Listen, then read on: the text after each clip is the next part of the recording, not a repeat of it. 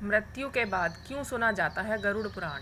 जानिए इसका महत्व। गरुड़ पुराण में भगवान विष्णु के वाहन गरुड़ श्री नारायण भगवान से प्राणियों की मृत्यु, यमलोक यात्रा, नरक योनियों और सद्गति को लेकर तमाम प्रश्न पूछते हैं और नारायण विस्तार से उन सब प्रश्नों को उत्तर देते हैं। इन प्रश्न और उत्तर के जरिए सर्वसाधारण को धर्म के रास्ते पर चलने की प्रेरणा दी गई है।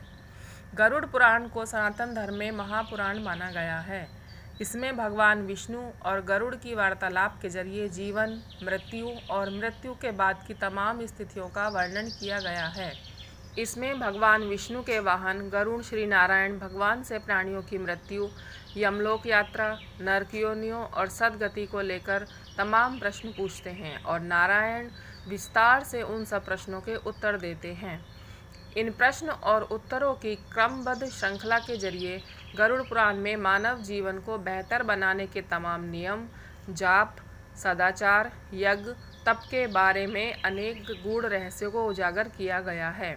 साथ ही मृत्यु के बाद अगला शरीर मिलने की अवधि आदि का जिक्र है। आमतौर पर सनातन धर्म में किसी व्यक्ति की मृत्यु के पश्चात घर में गरुड़ पुराण का पाठ कराया जाता है। यहाँ जानिए ऐसा क्यों होता है। नंबर 1, शास्त्रों में बताया गया है कि मरने के बाद कुछ आत्माओं को दूसरा शरीर तुरंत मिल जाता है, कुछ आत्माओं को 3 दिन और कुछ को शरीर मिलने में 10 से 13 दिन लगते हैं। वहीं अगर अकाल मृत्यु हुई हो या मोह गहरा हो तो दूसरा जन्म मिलने में 1 साल का समय भी लग जाता है। लेकिन गरुड़ पुराण में बताया गया है कि मृत्यु के बाद 13 दिनों तक मृतक की आत्मा अपनों के बीच ही रहती है।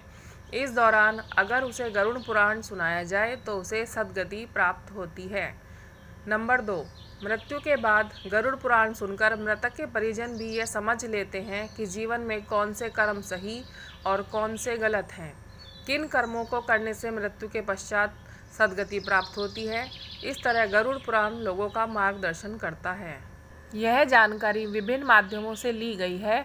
हमारा चैनल इसकी सटीकता की पुष्टि नहीं करता है।